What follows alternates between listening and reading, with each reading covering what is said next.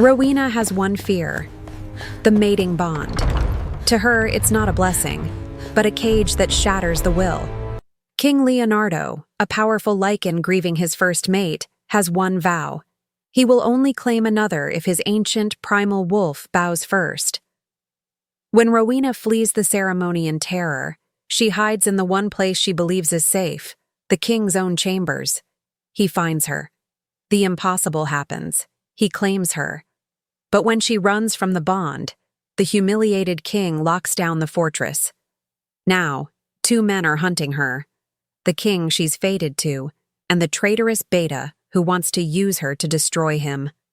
Chapter 1. The Broken Bond. The wail that cut through the evening air was a sound of pure annihilation. It echoed off the high, dark stones of the lower fortress walls, a sound of such profound despair that it bypassed grief and went straight to terror. Rowena watched from the shadows of a stone alcove, her fingernails digging into the rough granite until they ached. She shouldn't have been watching. This was a private agony, a sacred moment of ruin. But she could not force her legs to move. In the center of the rain-dampened courtyard, Chloe was on her knees. She was rocking back and forth, her beautiful silk ceremony gown torn at the shoulder and smeared with mud. Her eyes were vacant, her face a mask of pale, cold shock. She was a husk. Sam, her fated mate, stood over her. He was a broad, powerful shifter from the mountain guard, and he was vibrating with a possessive energy that was chilling. He was not comforting her. He was not offering solace. He was, Rowena realized with a jolt of nausea, guarding her. He had forced the bond. Rowena knew the signs. She had seen it twice before, though never this close. Chloe must have been reluctant, her wolf perhaps too young or too willful to submit to the sudden, overwhelming command of a fated alpha. Sam, impatient and driven by the primal urge of the ceremony, had not waited for her acceptance. He had taken it. And in doing so, he had shattered her. This was the blessing every unmated female was supposed to crave. This was the completion of the self, the sacred union of two souls. Rowena saw it for what it was: a colonization. She pressed herself further into the shadows, the cold of the stone seeping through her thin tunic. To her, the claim was not a gift. It was a cage. It was the ultimate loss of self, a complete and total submission of will. Your mind was no longer your own. Your emotions were chained to another's. Your very essence was hollowed out to make room for him. Rowena remembered Chloe from the kitchens, quick with a laugh and a sharp, witty retort. Now, she made no sound except for the thin, reedy wail that escaped her lips without her seeming to notice. Sam reached down, his hand clamping on Chloe's shoulder. It was not a gesture of tenderness. It was an act of ownership. "You are mine," he snarled, the words a threat, not a promise. Rowena's stomach twisted. This was her future. This was the wreckage she was expected to walk toward with a hopeful heart. A deep, resonant bell began to toll from the high fortress. Bong, bong, bong. It was not the sound of an alarm. It was the call. Rowena's breath caught, freezing in her chest.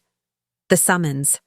The great mating ceremony, the one she had spent her entire life dreading, was beginning. The ceremony presided over by the king himself. She looked from Sam's terrifying possession to Chloe's empty eyes. Her heart hammered against her ribs, a frantic, trapped bird. The bell tolled again, a death knell for her freedom. All unmated females of age were required to present. There was no escape. She could run from this courtyard, but she could not run from the fortress. She could not run from the king. Her turn had come. Chapter 2. The Ghost King's Vow. The deep tolling summons of the bell was a sound King Leonardo associated with duty. And duty, since his mate's passing 2 long seasons ago, had become a cold, hollow, and insulting thing. He stood in his private study, a room of stark, high windows and dark carved wood that overlooked the storm-tossed northern cliffs. He was a statue of black fur and polished leather, his power a palpable heavy weight in the room, yet his eyes, when he turned them from the gray, churning sea, were as lifeless as the water itself. He was a ghost at his own court, a king in name, but a hollowed-out man in spirit, existing in a world that had lost all its color. Lord Timothy, his beta, and perhaps the only man alive who would dare interrupt his solitude, cleared his throat from the doorway. He had been Leonardo's friend since they were pups, but even that long-standing bond had been strained by the king's grief. "Your Majesty, they are waiting. The ceremony cannot proceed without you. The pack alphas are growing restless." Leonardo's gaze remained fixed on the window, on a lone seabird fighting the wind. "Then let it fail. It is a charade, a pointless, disrespectful charade." "It is your duty," Timothy pressed, his voice tight with a frustration he barely concealed. He stepped fully into the room, a man of solid, practical build, his presence a stark contrast to Leonardo's cold shadow. "The packs grow restless without a queen. The lineage must be secured. Your wolf needs—" "My wolf needs nothing," Leonardo snarled, a low, dangerous vibration that seemed to shake the very dust motes in the air. He turned, and the full, chilling force of his presence fell upon his beta. "My wolf is ancient. It is tired. It does not stir for the hopeful, simpering children this ceremony presents, and it is an insult to her memory to suggest it should." His hand closed around a small, smooth river stone on his desk, an object he had not allowed a servant to touch in all the moons since her death. It had been hers, found on the bank of the river where they had first met. It was the only thing in this room that still held any warmth. Grief was a cold, sharp stone in his gut, a constant companion that had long since replaced the fire of his primal instincts. He had come to the ceremony hall last year, and the year before, a dutiful king performing a pointless rite. He had sat on the throne, his wolf dormant and disgusted, rejecting every female presented with a silent, profound loathing. "Leonardo," Timothy said, his voice softening, abandoning the title for the name, a clear plea. "You must try. One of them may stir the bond. It is the only way. You cannot know unless you are present." "Present?" Leonardo let out a short, harsh laugh that held no humor. "I am present. I am always present. And I am telling you, it is pointless.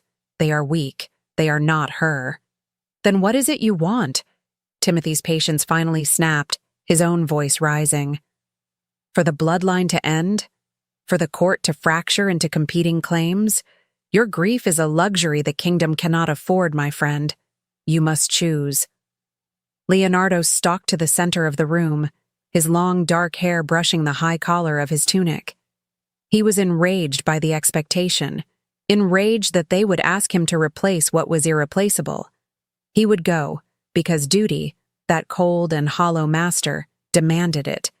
But he would not pretend. "Fine," he said, his voice dropping to a dangerous, icy calm that was far more terrifying than his rage. "I will attend your little market. I will sit the throne. But I will make you this vow, old friend, here and now."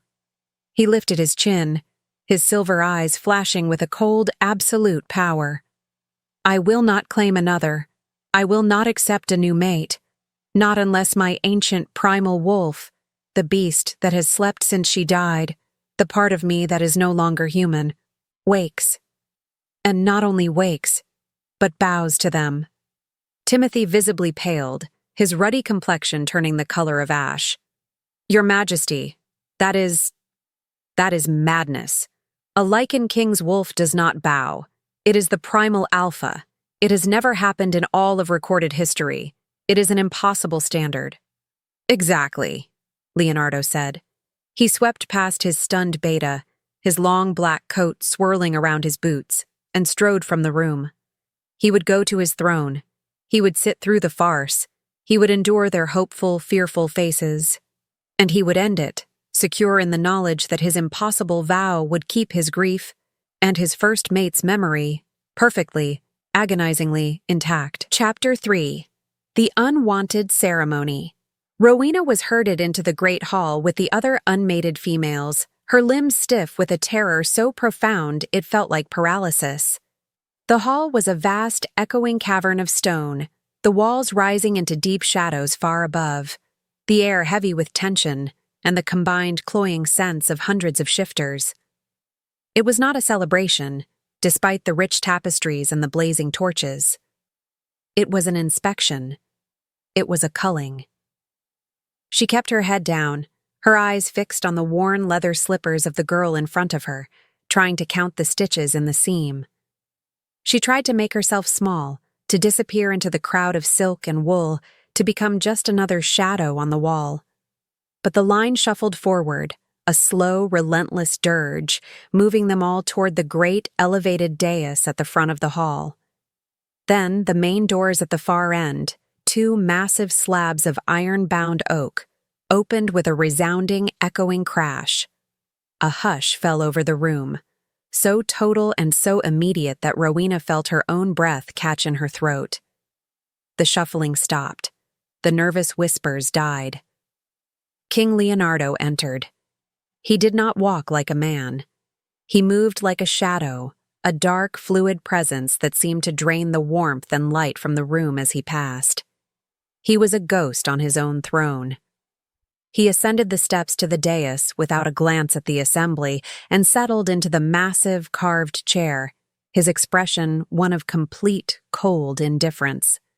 He looked out over the sea of hopeful, ambitious, and terrified females, and his silver eyes saw nothing. It was the look of a man staring into an empty grave. Lord Timothy stood at his right hand, his face a mask of strained formality, his gaze sweeping the room with a nervous energy that his king clearly did not share. The herald, a thin man with a nervous tremor in his hands, stepped forward and unrolled a long scroll. "Let the sacred mating ceremony begin." The process was a quiet, brutal, and methodical torture. "Alexa of the River Bend," the herald called, his voice cracking slightly. A young, trembling girl stepped forward, her blonde hair braided with hopeful blue ribbons. She curtsied low, her entire body shaking. King Leonardo did not move. He did not speak. He did not even, Rowena noted with a fresh wave of sickness, truly look at her. His gaze was fixed somewhere over her head, lost in a memory only he could see. After a long, agonizing moment of silence, he gave a slight, almost imperceptible shake of his head. The girl sagged, a wave of profound, undisguised relief washing over her face before she practically ran from the dais. "Maria of Stone Creek." Another girl, this one bolder. She stepped forward with a confidence that bordered on arrogance, her chin high. She met his gaze directly, her red dress a stark slash of color in the muted hall. She was beautiful, and she knew it. Surely, this would stir the silent king. Leonardo's gaze dropped to hers. The hall held its breath. The king's wolf, the ancient beast all shifters possessed, was meant to sense its mate, to rise and recognize its other half with a possessive, undeniable urge. Leonardo's wolf was utterly, insultingly silent. His expression remained one of profound, chilling boredom. He dismissed her with a lazy, cutting wave of his hand, a gesture of such complete disinterest that the girl's face flushed with crimson humiliation before she turned and stormed away. One by one, they were presented. A tall, statuesque woman from the north, dismissed. A shy, dark-haired girl from the merchant class, dismissed. One by one, they approached the throne, and one by one they were met with the same cold, empty void. The king was not a man seeking a mate, he was a judge passing a sentence. Rowena watched, her heart hammering a frantic, desperate rhythm against her ribs. This was her fear made manifest. The cold judgment, the public inspection, the absolute power of the man on the throne. She remembered Chloe's broken wail, the vacancy in her eyes. This king might not be cruel like Sam, but his hollowness was its own kind of terror. To be claimed by him would be to be chained to a corpse. The girl in front of her, a nervous girl named Cyrus, was dismissed and hurried past, her face pale. Rowena was exposed. She stood alone at the foot of the dais. She instinctively took a step back, her heel hitting the worn stone floor. The herald paused, his eyes scanning the now empty space. He looked down at his scroll, then up at her, his brow furrowing in confusion at her reluctance. And Rowena of the lower valley. Rowena froze, her limbs turning to lead. This was it, the moment she had dreaded her entire life. Every eye in the vast hall, hundreds of them, snapped to her. The king's cold, dead gaze lifted, and for the first time, focused directly on her. It was not a look of interest. It was a look of pure animal assessment, a predator's gaze, ancient and heavy, and it pinned her to the stone floor. Chapter 4. The Labyrinth. Rowena's blood turned to ice water. His gaze was not a man's. It was a predator's, ancient and assessing, and it pinned her to the stone floor, stripping her bare. This was the moment of submission, the moment to curtsy, to present herself, to offer her neck to the king's judgment. This was the moment Chloe had lost herself, the moment her will had been shattered by a bond she was not ready for. Rowena could feel the weight of 1,000 expectations, the pressure of the entire court, the silent, heavy demand to submit. No. The word was a silent, visceral scream in her mind. It was a rejection of her fate, a denial of their right to claim her. All her fears, all her witnessed horrors, all the nights spent dreading this very second, coalesced into a single, screaming, instinctual command. Run. She did not curtsy. She did not speak. She did not lower her eyes. She did not wait for dismissal. She turned and fled. The great hall erupted. A collective, shocked gasp of hundreds of shifters sucked the air from the room, a sound like the tide being ripped from the shore. It was followed by a cacophony of shouts, the clatter of a guard's spear on the stone, and the violent, grating scrape of the king's massive throne being shoved back. "Seize her!" Lord Timothy's voice roared over the din, shaking with disbelief and fury.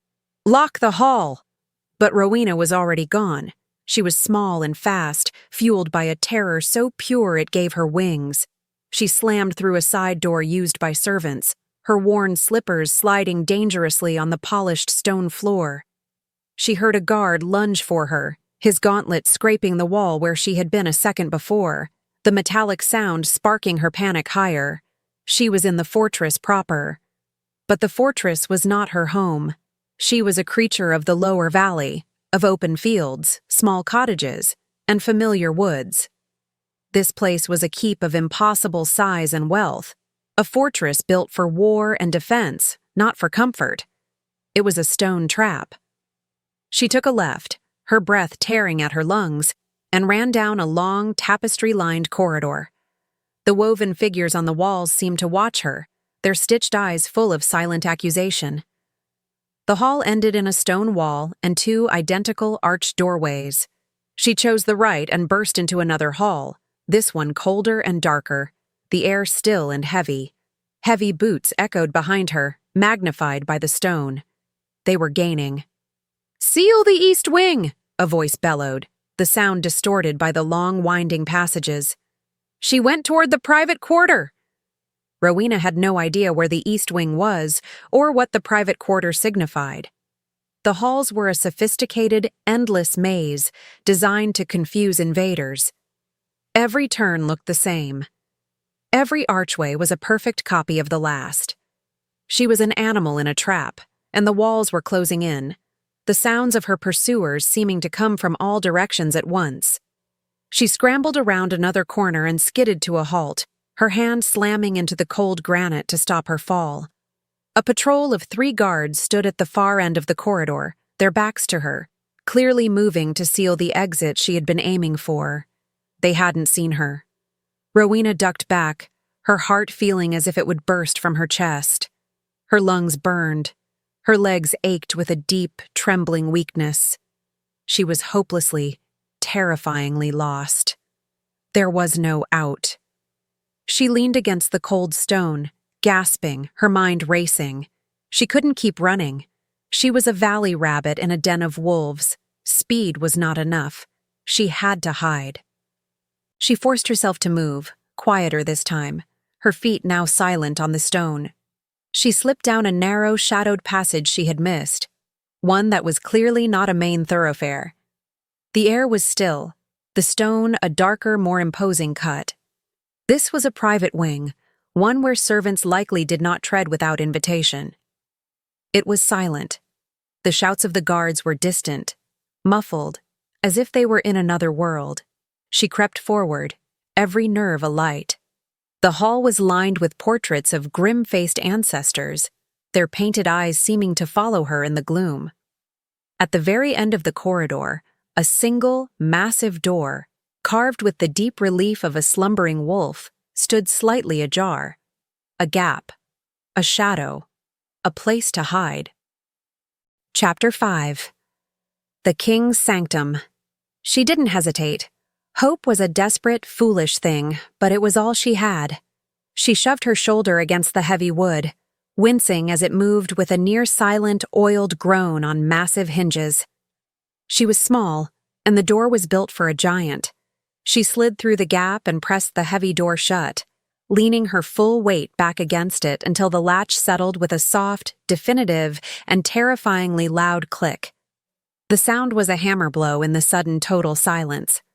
Rowena held her breath, her ear pressed to the thick wood, her entire body rigid.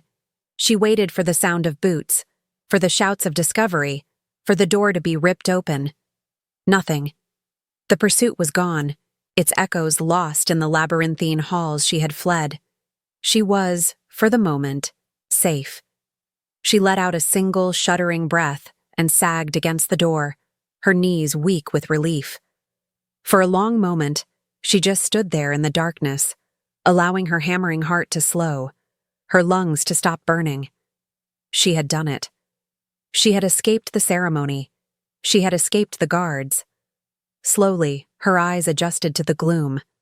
She turned, scanning the room she had chosen as her sanctuary. It was not a guest room. It was not a study. It was a vast, cavernous chamber.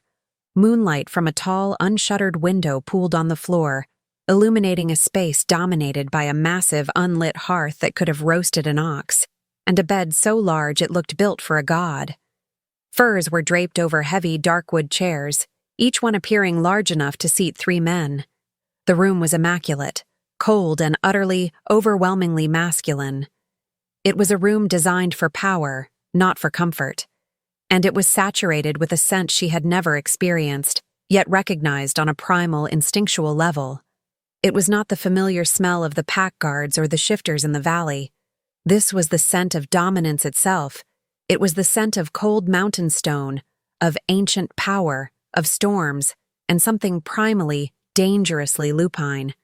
It was a scent that spoke of ownership. A creeping dread, colder and sharper than her previous fear, prickled its way up her spine. A silver-backed brush lay on a heavy dresser, its bristles clean. Next to it, a folded black tunic, identical to the one the king had been wearing. This was his room, the king's. Rowena's blood ran cold. She had fled the king in the hall only to trap herself in the one place in the entire fortress he was guaranteed to return. She was a mouse who had hidden from the hawk in the hawk's own nest. The terrible, crushing irony of it was a new kind of panic. She had to leave. Now. She lunged from the door, her terror renewed, and grabbed the cold, heavy iron latch. She had to get back into the hall, back into the maze. She would take her chances with the guards. She would take her chances with anyone but him. She froze, her hand on the cold metal, her body completely still. Footsteps. They were in the private hall, just outside. Not the frantic running boots of the guards, not the clatter of a patrol. This was a singular, heavy tread, unhurried, measured, furious. Rowena flattened herself against the wall, her hand flying to her mouth to stifle her own panicked breathing. The footsteps did not pass. The footsteps stopped, right outside the door. Chapter 6. The Wolf Stirs. King Leonardo did not know the girl's name. He did not care. All he knew was that for the first time in the history of his line, a female presented at the mating ceremony had not only been rejected by his dormant wolf, but had possessed the staggering, suicidal arrogance to flee his presence before dismissal. The act was a public insult. It was a slap to his authority, a mockery of the sacred ceremony, and a personal affront to his kingship. His fury was a cold, sharp blade in his chest, a welcome change from the dull, cold stone of grief he usually carried. He had allowed his beta to handle the immediate chaos of the hall, the shouts and the panic. He himself needed solitude. He needed the silence of his chambers to let this new, clean rage burn itself out. He stalked through the private corridors, his long, heavy strides eating up the stone flooring. His boots were silent, but his presence was a rolling thunderhead of menace, causing the few servants he passed to flatten themselves against the tapestries, their heads bowed, their eyes wide with fear. He ignored them. They were insects, irrelevant. His mind was on the girl, the pale, terrified little thing who had dared to look him in the eye and then run. It was not a rejection of him. His wolf had not stirred, so there was no bond to reject. It was a rejection of his right to judge. He turned into his own private hall, the last sanctuary. The guards at the entrance, his most elite, saw the look on his face and simply snapped to attention, their hands on their hilts, their gazes fixed on the stone wall opposite them. They knew better than to speak. He was anticipating the silence of his room, the cool air, the familiar scent of his own territory. He would pour a drink, stand by the window, and let the cleansing fire of his anger burn through him. He reached the end of the hall, his hand lifting toward the massive carved door. He stopped. His hand froze, hovering inches from the wood. His chambers were not empty. He could smell it. Beneath the familiar scents of old wood, leather, and his own musk, there was something else. It was faint, buried under the residual power of his own territory, but it was unmistakably other. It was the scent of a female. And it was the scent of terror, a sharp, coppery tang that pricked his senses. Someone was in his room. An intruder. His cold, precise anger instantly evaporated, replaced by a far more primal, territorial fury. That any being in this fortress would have the audacity to trespass in his sanctum, his very nest, was a violation that demanded a violent, immediate correction. He was no longer a humiliated king. He was an apex predator whose den had been breached. And then, just as his hand closed on the iron latch, it happened. Beneath the territorial rage, the ancient, slumbering beast inside his chest, the wolf that had been a sleeping corpse for 2 seasons, surged. It was not a gentle nudge. It was not a soft stirring. It was a violent, possessive shock, an electric jolt that slammed through his system, forcing the air from his lungs. It was a primal awakening so powerful it nearly brought him to his knees. The wolf that had slept through grief, that had ignored dozens of hopeful females, that had rejected all notions of a new mate, roared to life with a single deafening possess. Get your copy of the full audiobook script today. Chapter 7. The Impossible Bow. King. Leonardo's human mind reeled, completely untethered.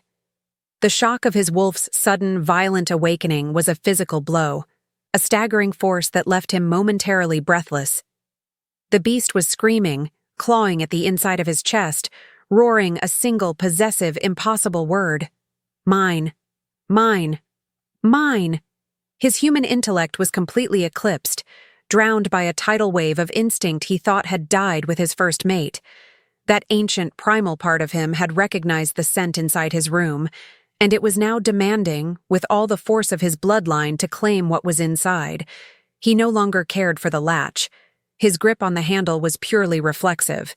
His other hand, his left, slammed into the wood.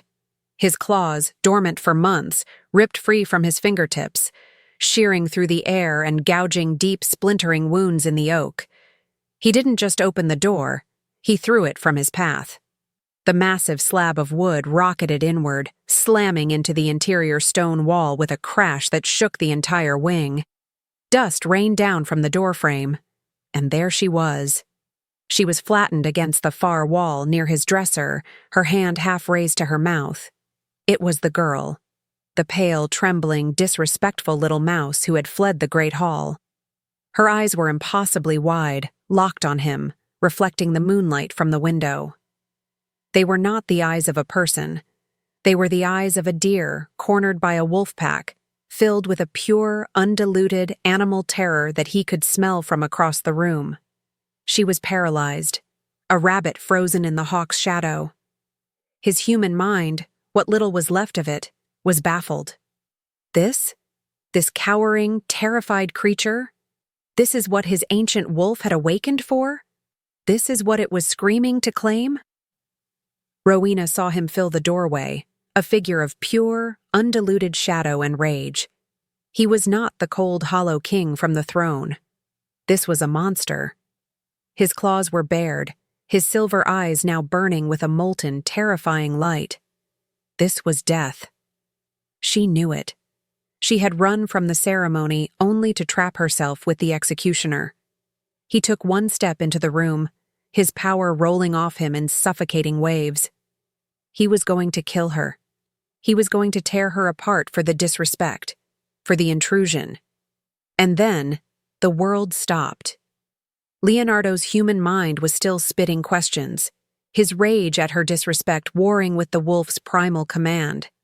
But the wolf had no questions. The wolf had no patience for human slights. It only knew what it saw. It saw her. And the ancient, proud, indomitable beast that had ruled his bloodline for 1,000 years, the wolf that had never yielded to any alpha, any challenger, or any king, did the impossible. It was not a choice. It was not a thought. It was a physical, unavoidable compulsion. A force greater than his own will slammed into him, originating from the core of his being. His knees buckled, his spine curved, his head was forced down, his chin toward his chest. His wolf, his very soul, bowed to her.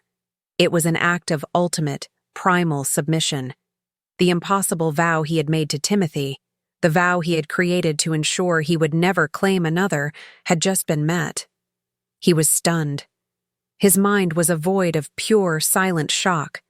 He was horrified. He was enraged. And beneath it all, in a place he thought had died forever, he felt a terrifying, undeniable, and immediate sense of completion. He raised his head, the bow complete. His eyes were no longer silver. They were blazing, pure, molten gold. The wolf was in complete control. Chapter 8. The Nightmare Claim. Rowena watched, her mind unable to process the scene. The monster that had crashed into the room, all claws and fury, had suddenly faltered. He had bowed his head, a gesture of such profound, unexpected submission that it short-circuited her terror for a fraction of a second. She didn't understand what it meant. She didn't know the significance of his vow, or the politics of a Lycan King's wolf. She only knew that the man who was about to kill her was now staring at her with eyes that burned like two golden suns. The rage was gone, replaced by something far more terrifying. A raw, focused, possessive hunger. Leonardo's human mind was gone. Drowned. The bow had been the last lock, and his impossible vow had just turned the key. The leash was broken. The grief he had clung to, the cold stone that had been his anchor for 2 seasons, was vaporized by a new, hotter, and far more demanding fire. There was no thought. There was no king. There was no grieving widower. There was only the wolf. And the wolf had been given its permission. Mine. Claim. Now. He didn't stalk. He didn't walk. He crossed the vast moonlit space in 2 silent, fluid bounds, his speed supernatural. Rowena had no time to scream. She had no time to even register the movement before he was on her, his power a physical, crushing weight that slammed her back against the stone wall, knocking the breath from her lungs. She was pinned, her feet barely touching the floor, held aloft by the sheer force of his presence. This was it. The nightmare, the cage, the colonization. It was happening. She opened her mouth to scream, but his other hand clamped over it, not with cruelty, but with an absolute, silencing finality. His golden eyes were locked on hers, and in them she saw no man, only a primal, ancient instinct about to be fulfilled. He lowered his head, his dark hair brushing her cheek, and inhaled her scent from the crook of her neck, a deep, shuddering breath that vibrated through her entire body. Then, his teeth grazed her skin. She bucked against him, a frantic, useless struggle. He was a mountain of iron. He didn't hesitate. He sank his fangs into the soft flesh where her neck met her shoulder. It was not a bite of aggression. It was a bite of ownership. It was the claiming mark. A white-hot, searing pain lanced through her, so bright it blinded her. But the pain was secondary. It was the feeling that followed, a jolt of pure, alien power that flooded her veins, so overwhelming it was like being struck by lightning. It was his essence, his wolf, his ancient power, flooding her system, seeking out her own small, terrified wolf and chaining it to him. It was suffocating. She felt the bond, the blessing she had dreaded, slam into place. It was not a lifeline. It was not a connection. It was an iron collar, snapping shut. She was no longer her own. As the bond snapped shut, the sheer, unadulterated power of it rocked him back. He gasped against her skin, his senses reeling. He had been a ghost, numb and cold for so long, and now his entire being was on fire. He could feel her terror, her pulse, her very soul, now linked inextricably to his. It was too much, a sensory overload that stunned him. He was momentarily lost, his head still bent to her neck, his senses reeling from the sudden, violent return to life. Rowena was pinned against the wall, trapped, her worst nightmare realized in the space of a single agonizing heartbeat. Chapter 9. Oh no. The moment stretched, suspended in a terrible, ringing silence. There was only the sound of the king's harsh, shuddering breaths against her skin and the frantic, rabbit-fast hammering of her own heart. Leonardo was lost in the sudden, shocking flood of sensation. The bond was a torrent, a rushing river of life where there had been a dry, barren bed of grief. He could feel her, and the primary, overwhelming flavor of her being was terror. It was a bitter, sharp taste in his own mouth, a shocking, discordant note against the pure, primal triumph of the claim. He had expected completion. He had not expected this agonizing, shared panic. Rowena's world had narrowed to the crushing weight of his body and the searing, throbbing mark on her neck. The pain was already fading, being replaced by the chain. She could feel him. Not just his body, but his mind. His power, his ancient strength, his wolf. It was in her head. It was an alien presence, a heavy, dark, and powerful entity that was settling over her own consciousness, demanding she yield, demanding she submit. It was a warm, suffocating blanket of pure dominance, and it was telling her, "Stay. You are safe. You are mine." This was the moment. This was the point of no return. This was the moment Chloe had broken, the instant her will had dissolved, and she had become a hollow, vacant husk. Rowena could feel the suffocating blessing trying to do the same to her, trying to soothe her, to change her. Her survival instincts, honed by a lifetime of fear, screamed louder than the bond, louder than the alpha power demanding she be still. She couldn't fight him. He was a mountain of solid muscle and primal force. She couldn't push him. She couldn't scream. But she recognized, with the sharp, desperate clarity of cornered prey, that he was, for this one singular second, lost.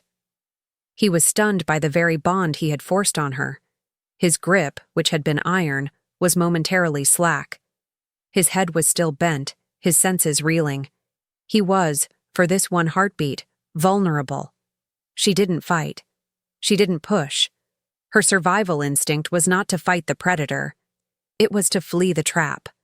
As he was lost in the new, overwhelming connection, she turned her head, her lips brushing the dark hair near his ear.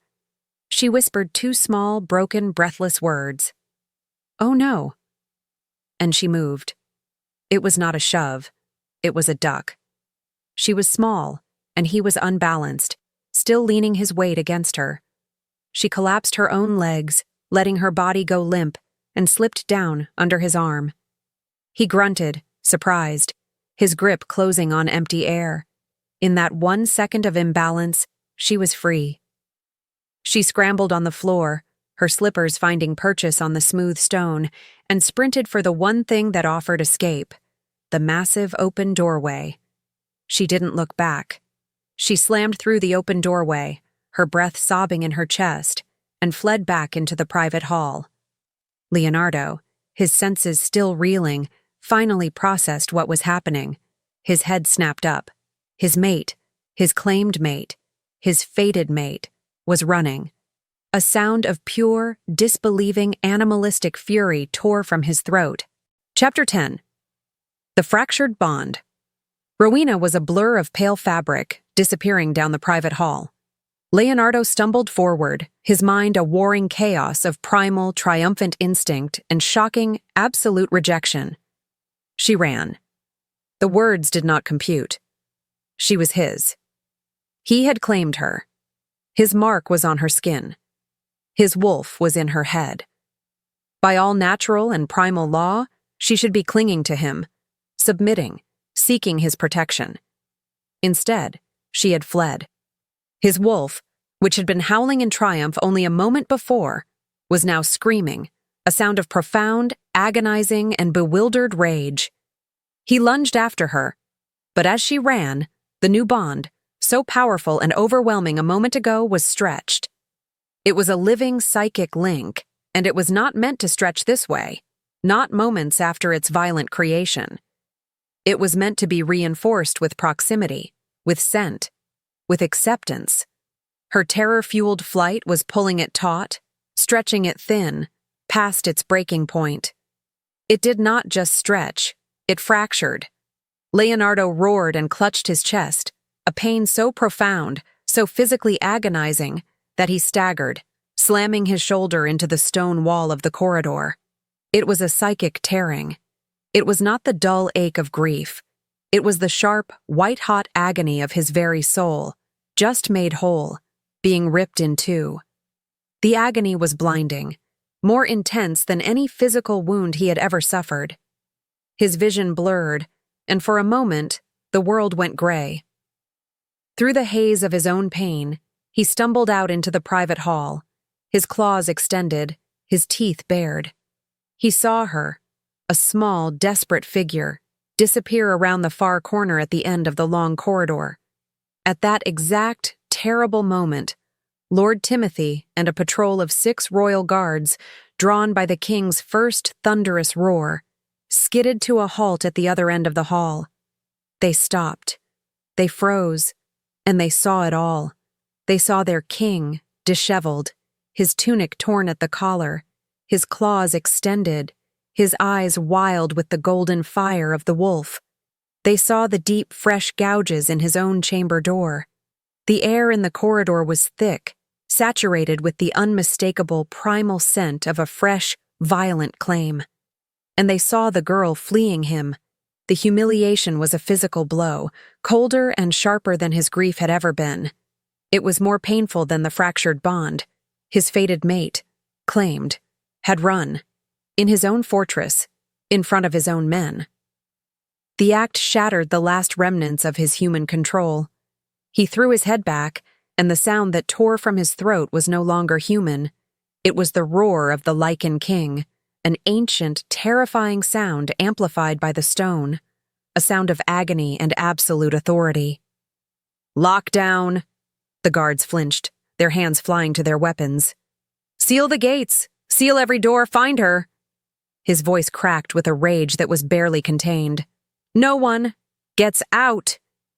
As if in answer, the deep, resounding fortress alarms began to blare.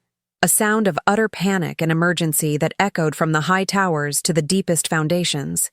The entire fortress was now a trap. Rowena was trapped, and the king, broken, enraged, and publicly humiliated, began the hunt. Chapter 11. Lockdown. Leonardo's roar of lockdown was a physical force. The guards in the hall, men trained to obey their king's voice above all else, flinched but did not hesitate.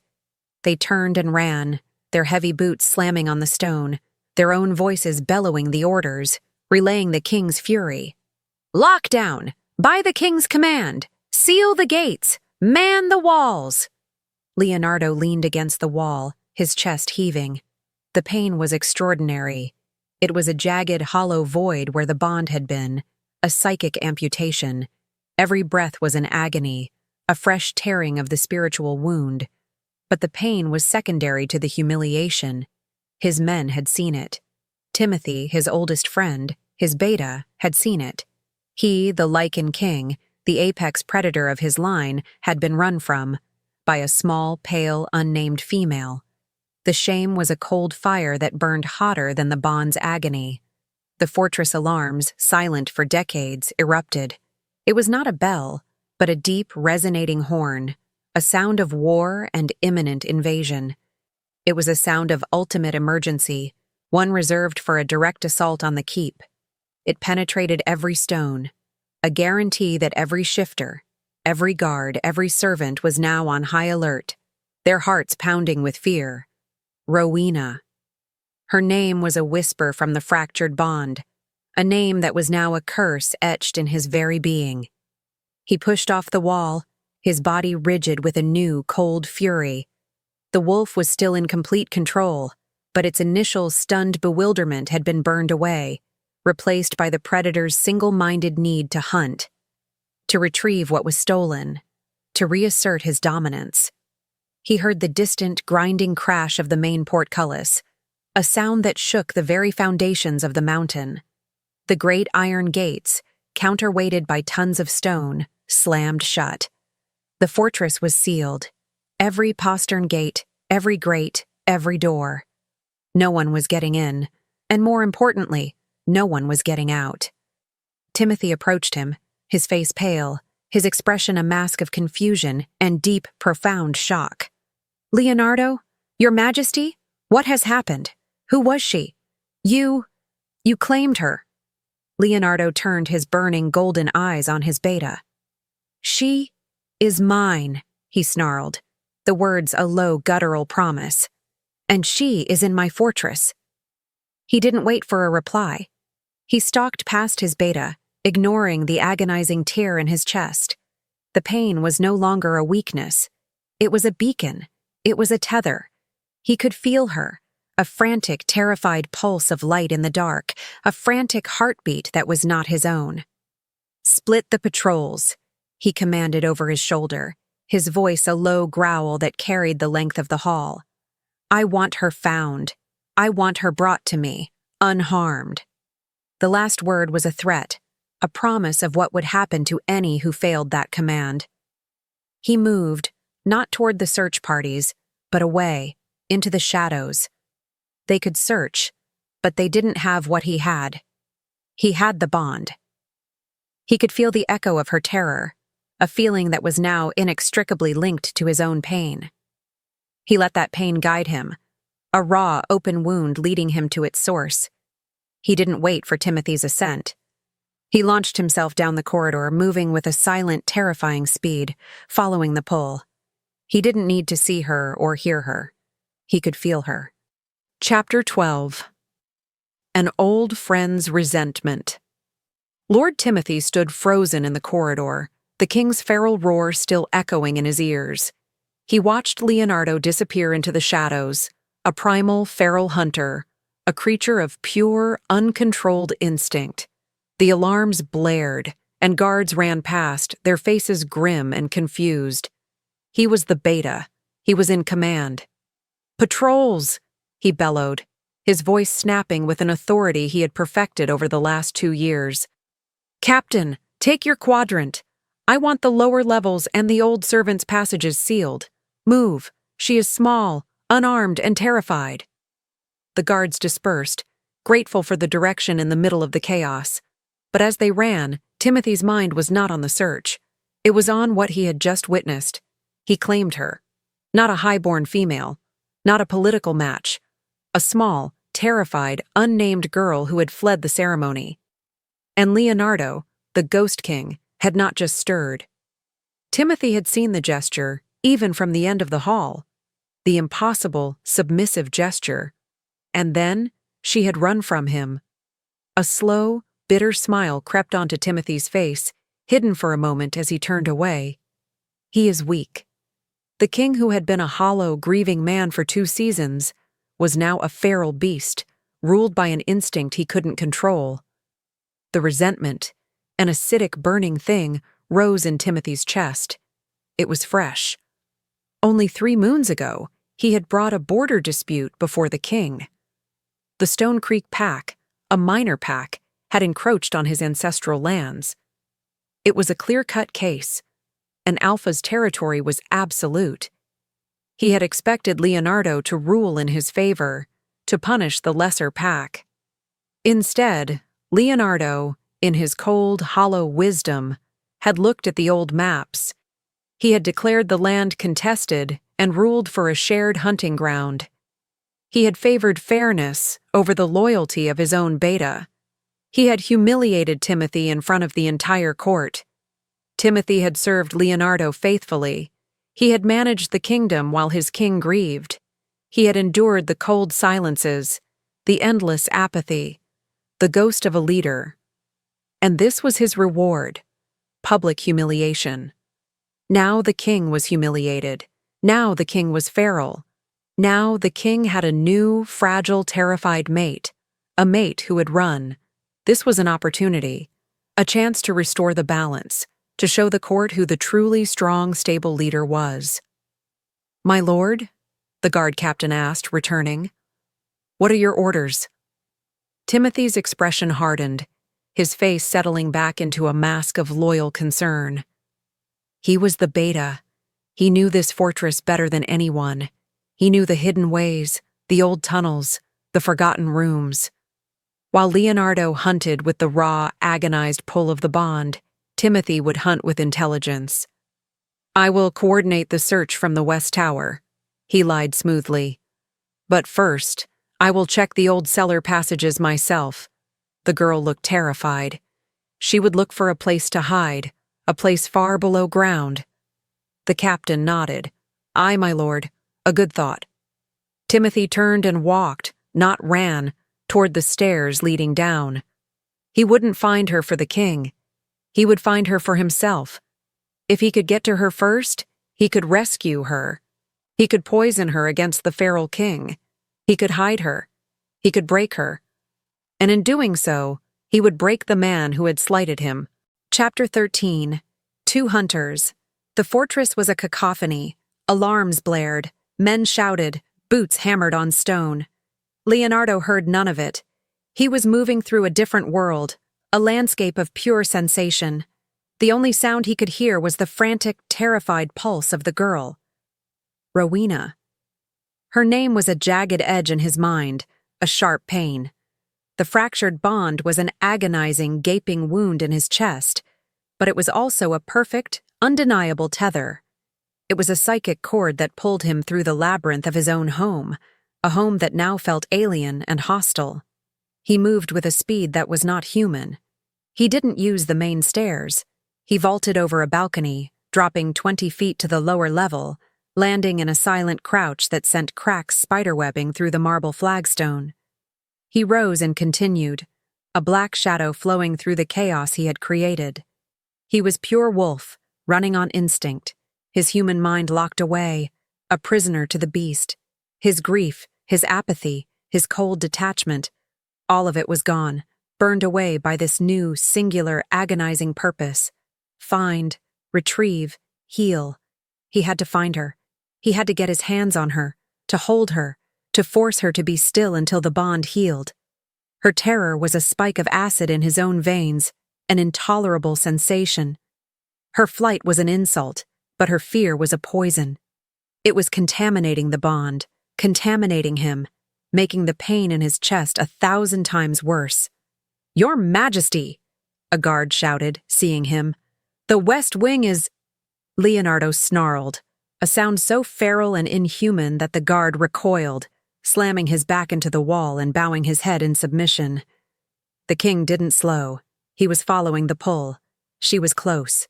She was in the lower levels, in the stone foundations of the fortress. He burst into the servants' quarters, a maze of low-ceilinged tunnels. The air was different here, stale and close, but he wasn't tracking her scent. He was tracking her terror. It was a beacon. Suddenly, the tether pulled sharp to the left. She had changed direction. She was running again. He could feel the spike of her adrenaline, the desperate pump of her heart as if it were his own. He followed, crashing through a heavy wooden door, splintering its frame. He was a primal force, a disaster moving through his own home. The king was gone, replaced by the predator. He was driven by an agonizing need that was twofold: the possessive urge to reclaim what was his, and the desperate, visceral need to make the pain stop. The only way to stop the agony of the fractured bond was to get his hands on her, to mark her again, to hold her until her will broke and she accepted him. He could feel her. She was panicked. She was lost. And she was heading deeper into the fortress, into the old, unused sections. A new, darker, more possessive anger surfaced. She was not just running. She was hiding from him. He slammed his claws into a stone wall as he rounded a corner, shearing off a chunk of granite. She was close, so close. The bond was screaming, a raw, high-pitched noise in his skull. Chapter 14. The Calculated Search. While King Leonardo tore his own fortress apart, driven by a feral, agonizing instinct, Lord Timothy moved with a cold, precise, and terrible calm. He was not a hunter. He was a trapper. He ignored the main corridors where guards were overturning crates and shouting the girl's name. He let them have their chaos. He let them follow the king's mad roars, which echoed faintly from the levels above. He, instead, descended to the wine cellars, the air cool and still. He walked to the back, behind a row of dust-covered barrels, and pressed his hand against a section of wall that appeared no different from the rest. A hidden latch clicked. A narrow, dark doorway, masked by shadow, opened, revealing a flight of stone steps leading down into darkness. This was his fortress. He had been born in these walls, had played in these passages as a pup long before Leonardo had been crowned. He knew its secrets, its forgotten arteries, its dead-end tunnels. While Leonardo was a raging fire, Timothy was a cold, creeping shadow. He descended into the passage, his boots making no sound on the damp stone. The alarms were a dull, distant throb, barely audible. He was in the bones of the mountain. His mind was clear. Leonardo was lost. The king who had prided himself on his cold, detached judgment had been undone by a child. The man who had humiliated Timothy in open court was now, at this very moment, humiliating himself in front of his entire guard. He was proving, with every roar, with every splintered door, that he was unfit. He was a beast on a leash, and the leash had just been handed to a terrified girl. Timothy knew where a terrified creature would run. Not up, toward the light and the guards, but down. Down into the dark, into the earth, into the places where she could burrow and hide. The main patrols were searching the living quarters, the kitchens, the armories. They would not find her. Leonardo would be following the bond. Timothy knew of its pull. It would be a strong, agonizing beacon, but it was loud. It was a beacon of raw emotion, not a map. Leonardo would be drawn to her terror, but he would be crashing through walls, his movements dictated by her panic. Timothy, however, was using a map. He knew these tunnels. He knew they connected the cellars to the old abandoned dungeons, and from there to the cisterns. He could cut her off. He could predict her movements. He felt a grim, cold satisfaction. He would find her first. He would step out of the shadows, not as a king's guard, but as a savior. He would offer her protection. He would tell her the king was mad, feral, that he had lost his mind. And she, in her terror, would believe him. He would take her. He would hide her in a place even the king's bond couldn't pinpoint, a place shielded by stone and old wards. He would hold the king's mate, the key to the king's stability, in his hand. And then he would watch the king and the kingdom crumble. He paused at a junction of two tunnels, listening. Nothing. Only the distant drip of water. He smiled. He was ahead of her. He just had to wait. Chapter 15. A cornered mouse. Rowena ran. She ran until her lungs were two burning, acid-filled bags, and her legs were numb, stumbling things that barely obeyed her. The alarms were a constant, shrieking violation, a sound that seemed to come from the very stones, vibrating in her teeth. It was the sound of a world ending. Her world. But the alarms were not the worst part. The worst part was the roar. It was not a sound she heard with just her ears. It was a sound she felt in her chest, a deep, concussive force that shook her to the bone. It was the king, and it was a sound of such profound, feral rage that it was a physical blow.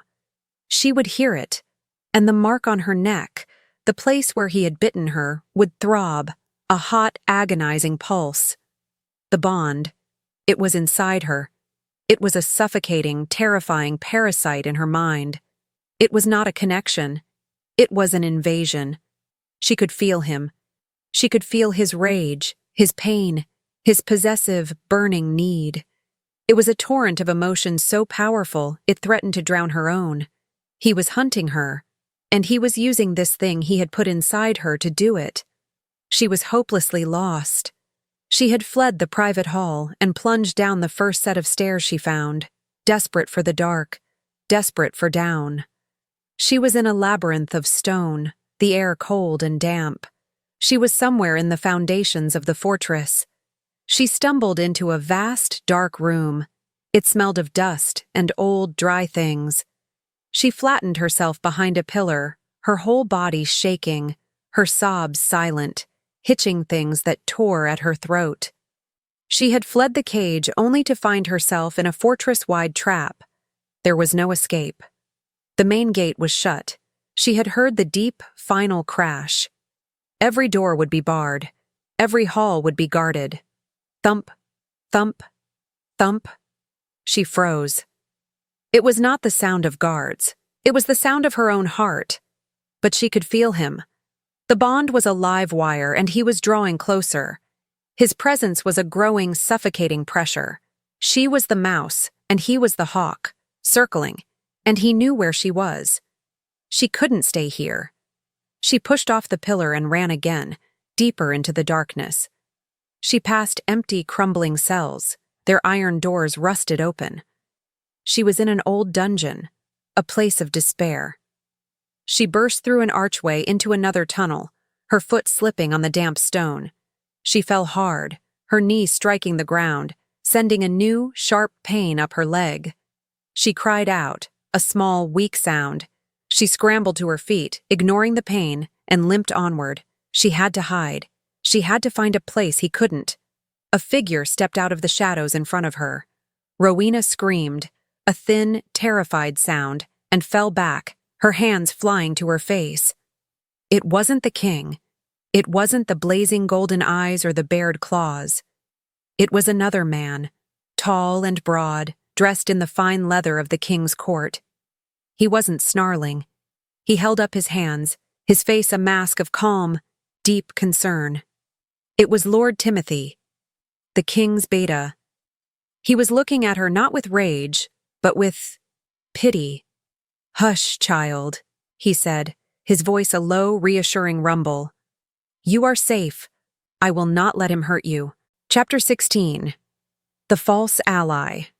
Rowena stared, her breath hitched in her throat. Lord Timothy. He was the king's beta, his oldest friend. He stood before her, not as a predator, but as an anchor in the middle of her storm. He was calm. His hands were open. He was not the monster of instinct that had claimed her, nor was he the shouting guard. He was, in this moment, a savior. His voice, a low and reassuring rumble, cut through the high-pitched shriek of the alarms, which still echoed faintly from the upper levels. She was so terrified, her mind so fractured by the bond and the flight, that she could only stare, her body shaking. "I will not let him hurt you," he repeated, his voice laced with a deep, convincing sincerity. He took one slow step toward her, his movements measured, non-threatening. "You must come with me, now. We do not have much time." A distant, thunderous crash echoed from the floors above, vibrating through the stone. It was a sound of splintering wood, of pure, unrestrained force. Leonardo. Rowena flinched, a small, terrified sound escaping her lips. The mark on her neck throbbed in response, a hot spike of shared feral rage that was not her own. She could feel his anger, and it was a terrifying, suffocating ocean. Lord Timothy saw her reaction, his eyes narrowing with calculated pity. "You see?" he said softly, as if speaking to a frightened animal.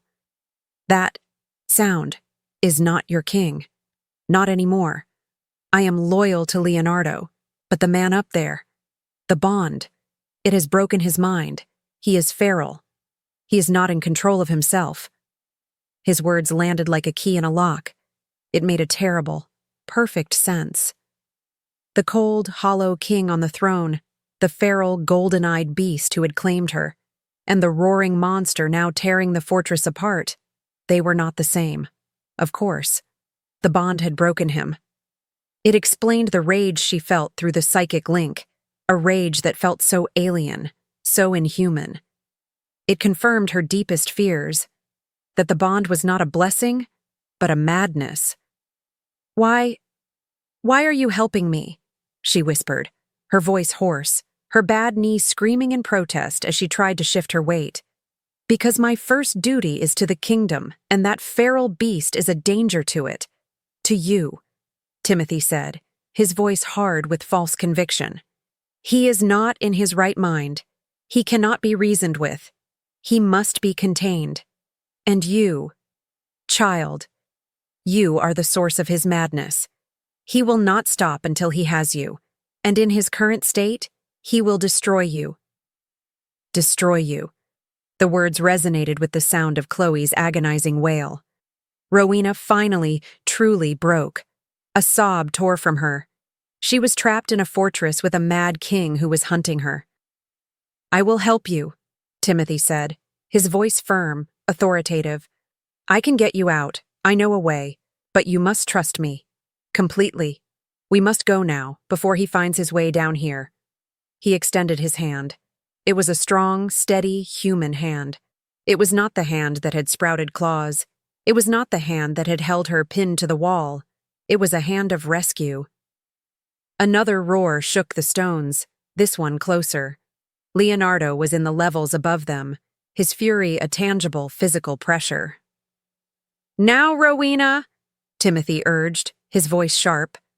She looked from the dark, terrifying tunnel behind her, the tunnel that led back to him, and looked at the steady hand offered in front of her. She had no choice. She was cornered, injured, and terrified. She took his hand. Chapter 17. I Can Get You Out. The moment her shaking, cold fingers touched his, Lord Timothy's grip was firm, strong, and instantly supportive. He pulled her to her feet, and she cried out as her full weight landed on her injured knee. The pain was sharp, lancing up her thigh. I hurt my knee," she whimpered, her new, fragile hope already threatening to shatter. She couldn't run. She couldn't even walk properly. "I will help you. Lean on me," he commanded, his voice leaving no room for argument. He moved immediately, pulling her arm over his broad shoulders, his other arm encircling her waist, taking most of her weight. He was a solid wall of strength, and she clung to him, grateful, her fear momentarily eclipsed by the simple, profound relief of not being alone. "We must be quick." His senses are heightened. He will be tracking you by scent, by the bond." "The bond," she whispered, her voice trembling. The mark on her neck felt like a hot coal. It hurts. I can feel him."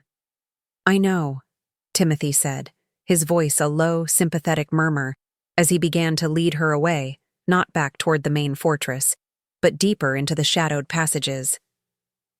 "What he did, claiming you in such a feral state, it was not a true mating. It was an assault. It fractured the bond. That is why he is mad, and why you are in such pain. He is not your mate, child. He is your cage." His words were a dark, profound comfort. He understood. He was the first person to voice the truth she had always known, that the bond was a cage. It gave her a surge of desperate strength. She trusted him. She had to. They moved through the darkness, Rowena limping heavily, her weight almost entirely on him. The alarms were distant here, the roars of the king muffled, though she could still feel the angry, throbbing pulse of his rage through the broken link. "Where are you taking me?" she asked, her voice small. "Out," he said, the word a promise. "The main gates are sealed. The guards are everywhere. They have the king's orders, and in his state they will not differentiate between rescue and capture. They will take you back to him.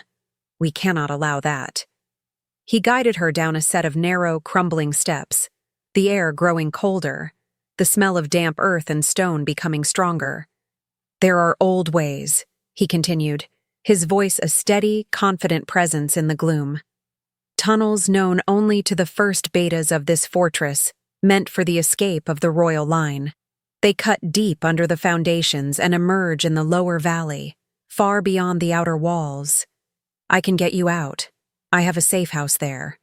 You will be safe, and I can return to deal with the king." The lie was flawless. It explained the guards, the alarms, the king's madness, and the secret downward path they were taking. Rowena put all her trust in him. She leaned on him, her mind focused on a single burning image: the lower valley, home, safety, a place without alarms, without golden-eyed kings or suffocating bonds. She was being rescued. She was getting out. The hope, so fragile a moment ago, was now a small, bright, desperate flame. They turned a corner, and the last of the faint reflected torchlight from the main dungeon complex disappeared. They were plunged into near-total darkness, the only sound their footsteps on the uneven stone and the distant rhythmic drip of water. She was completely at his mercy, following him blindly into the heart of the earth. Chapter 18. The Wrong Direction. They walked in the suffocating darkness for what felt like an eternity. Lord Timothy was a solid, warm presence beside her, his grip firm and unwavering on her arm. He was all she had. He was her guide, her protector. He had not faltered, his steps sure and certain on the uneven ground. He was her only hope, and she clung to that hope with a desperate, white-knuckled grip. The environment was oppressive. The passage was narrow, the stones slick with a cold, greasy damp that made her skin crawl. The air was stale, smelling of old, wet rock, deep earth, and a faint metallic tang she couldn't place. The only sounds were the soft scuff of Timothy's boots, the pathetic thump scuff of her own limping gait, and the steady, echoing drip, drip, drip of water from somewhere high above. For the first few minutes, Rowena was just relieved. The terrible, shrieking alarms were gone. The king's roars were silent. The agonizing, possessive pull of the bond was still there, a dull, throbbing ache in her head and a hot throb in her neck. But his immediate, overwhelming rage was more distant. She was safe. She was with the beta, but they were not going up. She was a girl of the valley, but she understood mountains. A fortress was built on a mountain. To get out, one must eventually go to a gate, which was up from these deep cellars, or at least level with the ground. They were only relentlessly going down. The steps were shallow, but they were constant. Down, down, down. The air was getting colder, the pressure in her ears building slightly, as if they were descending into a well. The small, bright flame of hope began to gutter. "My lord," she said, her voice small and trembling, absorbed instantly by the dead air. Are you sure this is the way? It feels like we are going deeper. Shouldn't we be going up to get out?" "Patience, child," he said. His voice, right next to her, was still calm, still reassuring, but it held a new, hard edge she hadn't heard before. The old escape tunnels were designed to be secret. They cut under the outer wall and the mountain's root. We must go down before we can go up.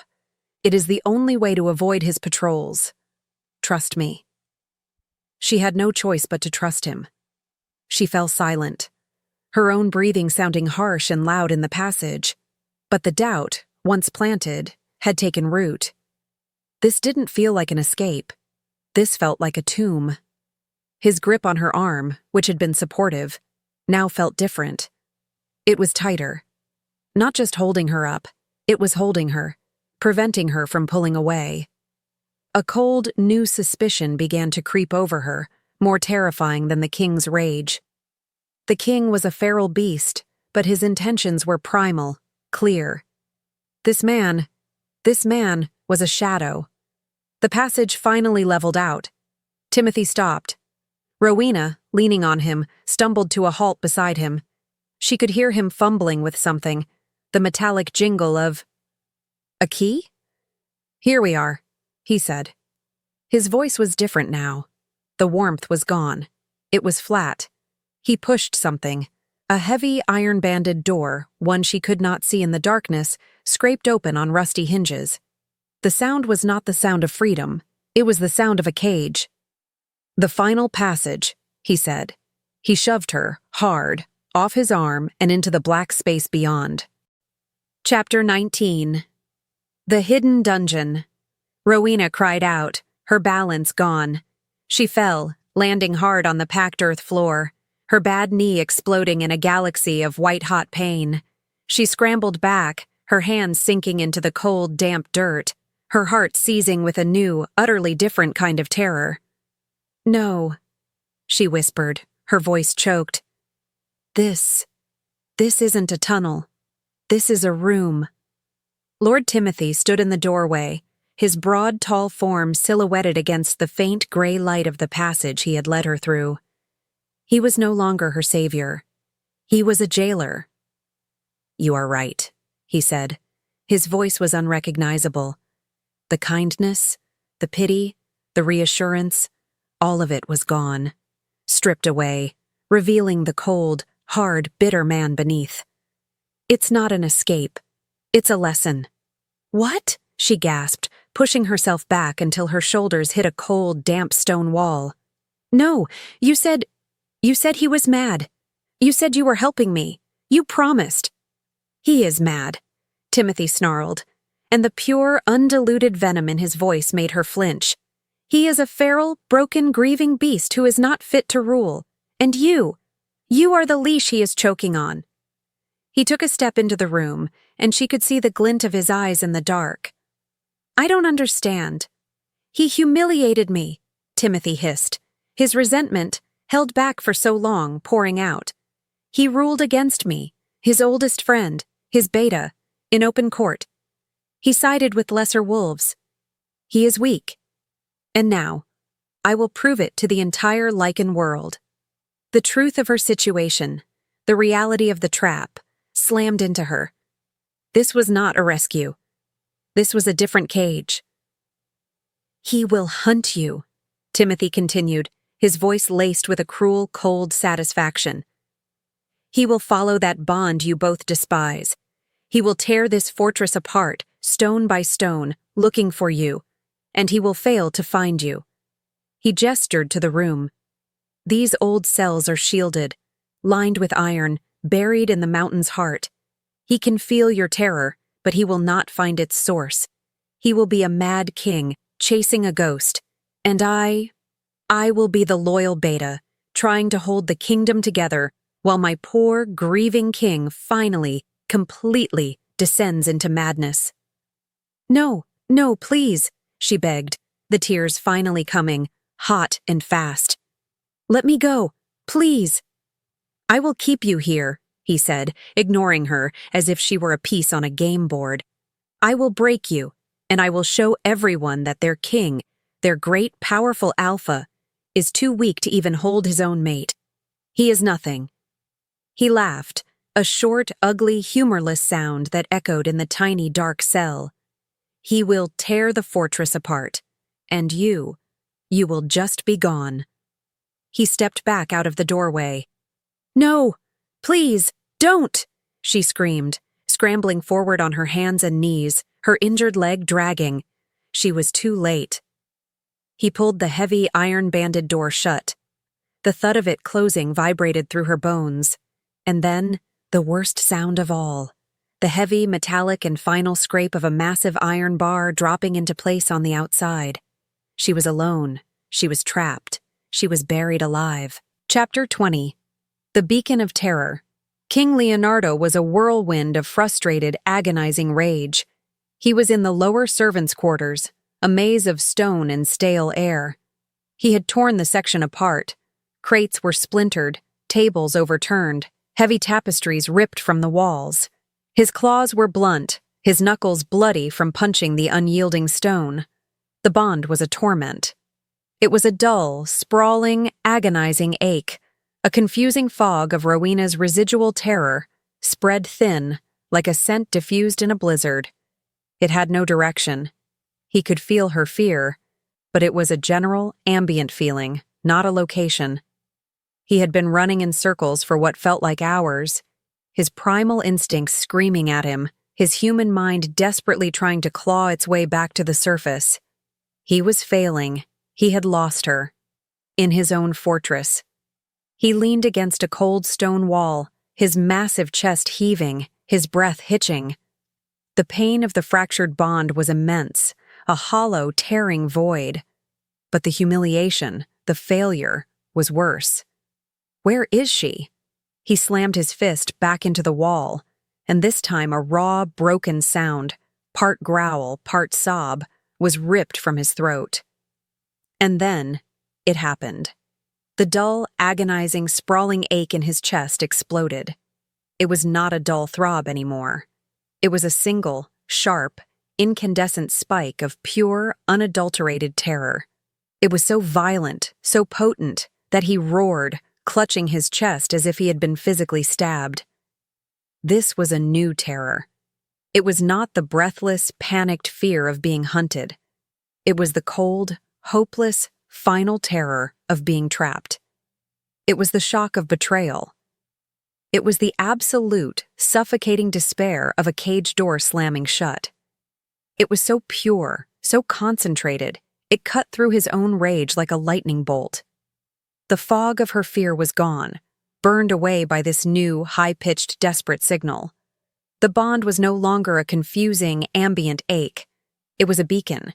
It was a screaming, singular, arrow-sharp line, pointing him in one undeniable direction. Down. It was coming from beneath him, deep beneath, deep in the foundations of the mountain itself. His head snapped up, the pain in his chest focusing him, sharpening him. And with her terror, he felt something else. A flicker of another's presence, an echo in the bond, a sense of cold, triumphant, bitter satisfaction. It was an emotion he knew. It was an emotion he had seen in his own court. Timothy. The name slammed into his mind. He could feel, through the bond, the ghost of his beta's presence. He could feel her despair and his satisfaction all at once. Leonardo's golden eyes snapped open. The confusion was gone. The feral, frustrated rage was gone. It was replaced by something colder, something infinitely more dangerous, a focused, absolute killing fury. He knew where she was, and he knew who she was with. He threw himself from the wall, no longer a frustrated hunter, but an executioner. He moved, his destination now certain. "Timothy!" he roared, and this time the name was not a shout. It was a death sentence. Chapter 21. King versus Beta Rowena was in a black, cold, and airless void. The sound of the iron bar dropping into place was a sound of absolute finality. It was the sound of a tomb being sealed. She was buried alive. She scrambled back, her hands sinking into the damp, cold earth, until her back hit the rough-hewn stone wall. She was trapped. Her terror was so profound, so absolute, that it went beyond screaming. It was a cold, numbing paralysis, a complete and total despair. The mark on her neck was a dull, hot throb, a beacon of her own agony. "He'll never find you, little bird." Lord Timothy's voice was a muffled, taunting sound from outside the heavy door. "Can you feel him? He's running in circles. I can hear him roaring through the halls. The great king, undone by a mouse. He's pathetic." Rowena pressed her hands over her ears, her sobs silent, hitching things that tore at her throat. This was worse than being hunted by the king. The king was a feral beast, but his motives were primal, honest. This was the cold, cruel, calculating evil of a man. Suddenly, a new sound cut through her despair. It was not Timothy. It was a distant, rhythmic, and terrifyingly powerful crash. It was the sound of stone giving way. Timothy, outside the door, heard it too. His taunts stopped instantly. "What?" he muttered, his voice no longer arrogant but tinged with a sudden sharp confusion. Crash. It was closer. It was not the sound of someone running down the tunnel. It was the sound of something coming through the tunnel wall. Rowena felt it through the bond. The cold, focused, killing fury. It was him. He wasn't roaring. He wasn't feral. He was coming. He was a force of nature, a controlled demolition. "Guards!" Timothy bellowed, his voice suddenly pitching high with panic. To me, now! He's here!" A final, cataclysmic boom shook the very foundations of the dungeon. The stone wall at the end of the tunnel, 10 feet from Rowena's cell door, exploded inward. Granite and earth were blasted into the passage. Through the settling dust, silhouetted against the torchlight of the tunnel he had just broken out of, stood King Leonardo. He was not a beast. He was a king. He was covered in stone dust, his breathing perfectly even. His eyes were not the feral gold of his wolf, but the cold, sharp, and utterly murderous silver of his human form. He had not followed the maze. He had simply made a straight line. He saw Lord Timothy, who stood frozen, his face a mask of disbelief and terror. "You—" Timothy sputtered, drawing his own blade, a long, sharp dagger. "You're mad. She's made you mad. I'm stopping this for the good of the kingdom." Leonardo didn't even look at him. His gaze was fixed on the heavy, iron-barred cell door. "You are doing nothing," he said, his voice a low, deadly calm. He began to walk forward. "No!" Timothy shouted, his arrogance returning in a desperate final surge. "She is the poison! I am saving us!" He lunged, not at the king, but at the cell door, intending to bar it again or defend it. Leonardo moved. He was a black, fluid shadow. He didn't attack Timothy. He simply walked past him, his shoulder slamming into the beta's chest, sending him crashing into the wall. Leonardo didn't stop. He didn't pause. He reached the door. The massive iron bar was slotted into thick iron anchors, sunk deep into the stone. He put his hands on the door, and he pulled. Timothy, scrambling to his feet, watched in horror. "It's barred! It's impossible!" With a sound of pure, screaming, metallic agony, Leonardo ripped the entire door, bar and all, from the stone block wall. Iron anchors, centuries old, were torn free in a shower of granite and mortar. He held the massive 1,000-pound door for a second, then threw it aside, where it crashed against the far wall. The cell was open. Rowena was revealed, a small, pale, terrified shape, blinking in the sudden, blinding torchlight. Timothy, seeing his plan, his life, turning to dust, let out a yell of pure, desperate rage. He lunged at the king's back. Chapter 22. The Protector's Fury.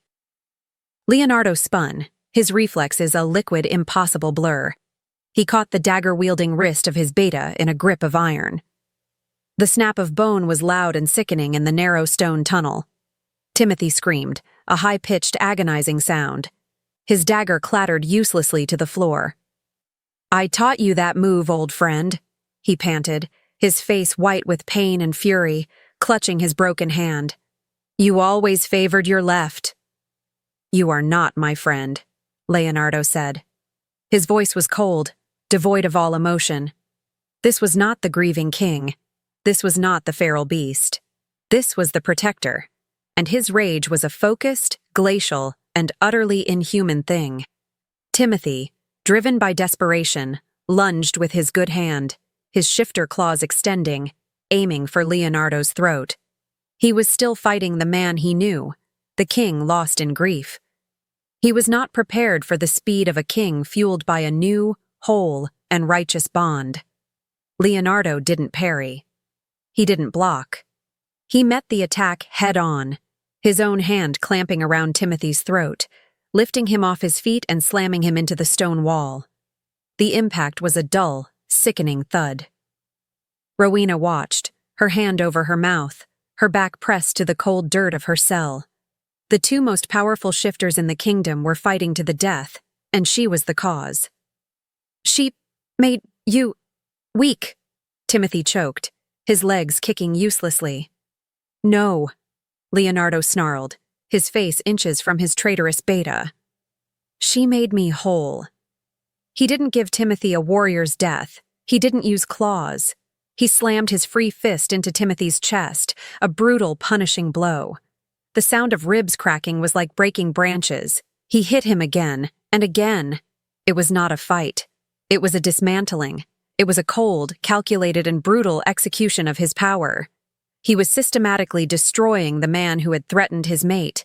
He dropped him. Timothy collapsed to the floor, a broken, groaning heap, his arm at a sickening angle, his breathing a wet, shallow wheeze. Leonardo stood over him, his chest heaving, his claws sliding free from his knuckles. He raised his hand, the claws gleaming in the torchlight, to deliver the final killing blow. "No," Rowena whispered. It was a tiny, breathless, terrified sound. It stopped him. His hand, poised for the kill, froze in the air. The cold, killing rage in his eyes flickered, warring with another new emotion. He heard her. Through the chaos, through his own fury, he had heard her. He looked at the beaten, treacherous man at his feet. He looked at the cowering, utterly terrified girl in the cell. He turned his back on Timothy. The wolf inside him was screaming for the kill. It was screaming to end the threat. But her terror was a louder, more immediate pain. He retracted his claws, the sound a quiet, metallic sh-k-k-t.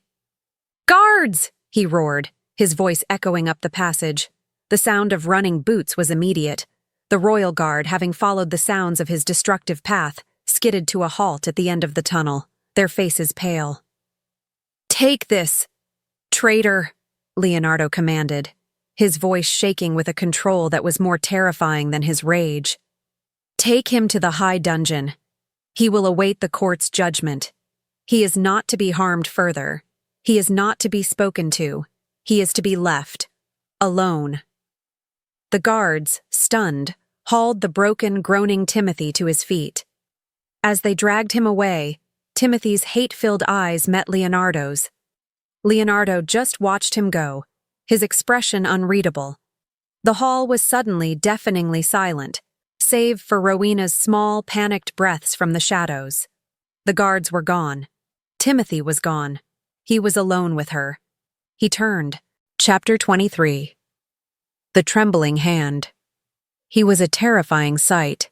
He stood in the ruined doorway of her cell, a giant silhouetted by the torchlight. He was covered in a fine layer of stone dust, his black tunic torn, his knuckles bruised and bloody from Timothy's face and the fortress walls.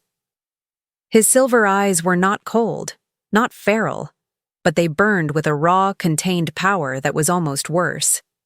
He had just dismantled his oldest friend, and now he was turning that focused intensity on her. He took one step toward the cell, his shadow falling over her. Rowena screamed. It was not a word. It was a high-pitched animal sound of absolute final terror. It was the sound of a creature that knows it is about to die. She flinched back so hard her head hit the stone wall, her hands flying up to shield her face.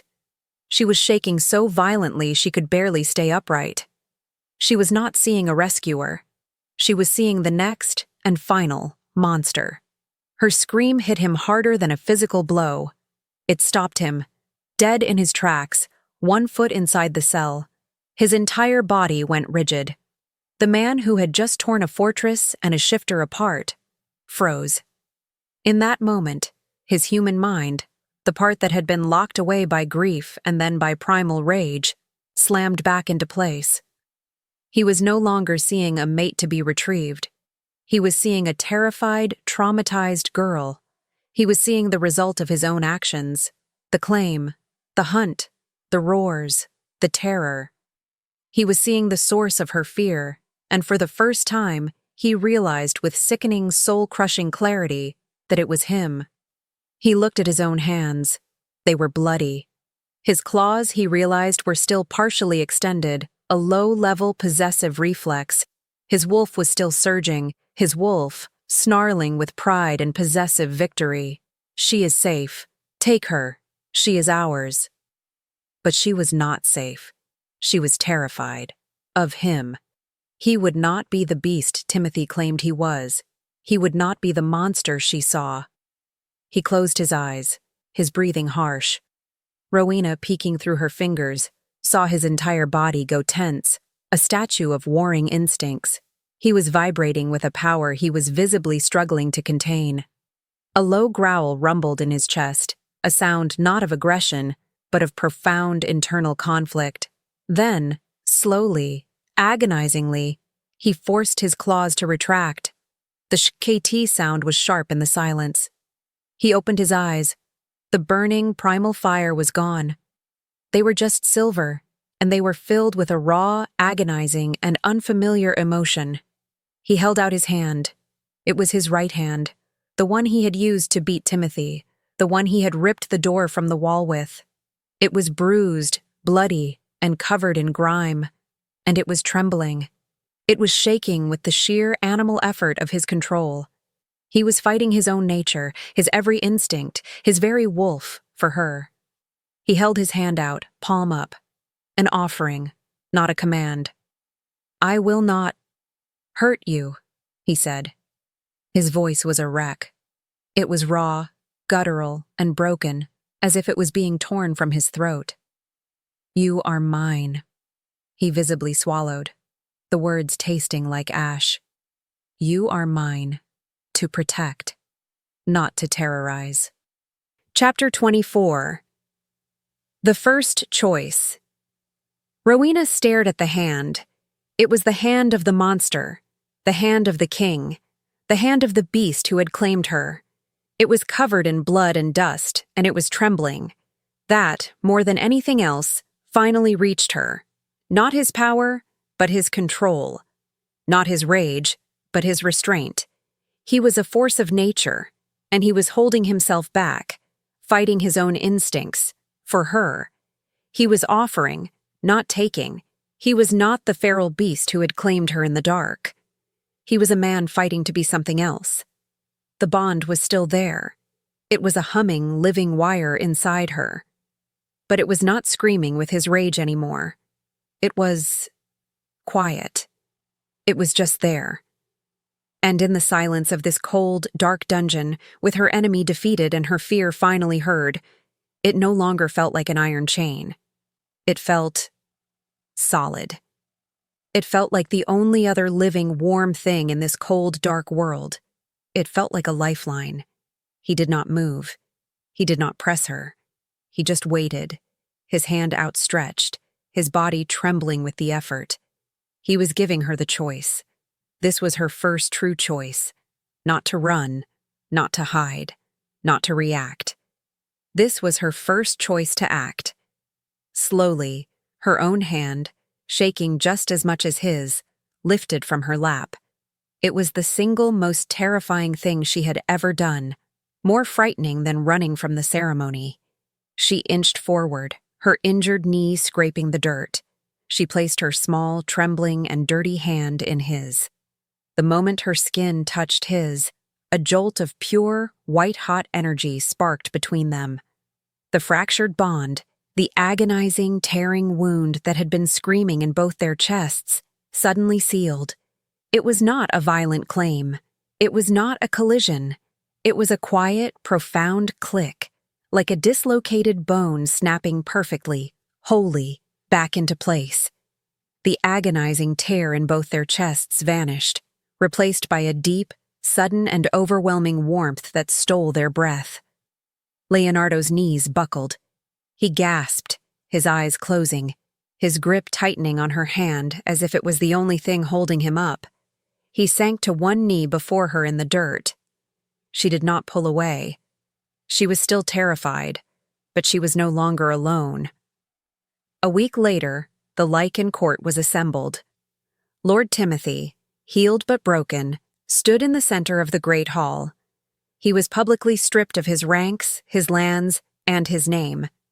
He was sentenced to life in the deepest, most secure cell of the high dungeon. Rowena watched from a high shadowed alcove, a heavy fur-lined blanket around her shoulders. She was clean, she was safe, but she was still fragile. King Leonardo stood beside her, his presence a solid, warm wall. He didn't touch her, he didn't crowd her. He simply stood guard, his promise to protect her a silent, physical thing. That night, in the king's vast chambers, a fire burned in the hearth, chasing away the cold. Rowena sat in a chair, not on the furs, but a chair, her own space. Leonardo stood by the window, looking out at the moon. The silence had been long, but it was not hostile. It was fragile.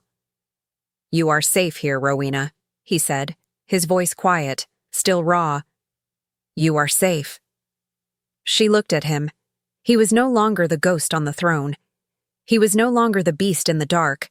He was just a man, marked by his own grief, and now by his bond to her.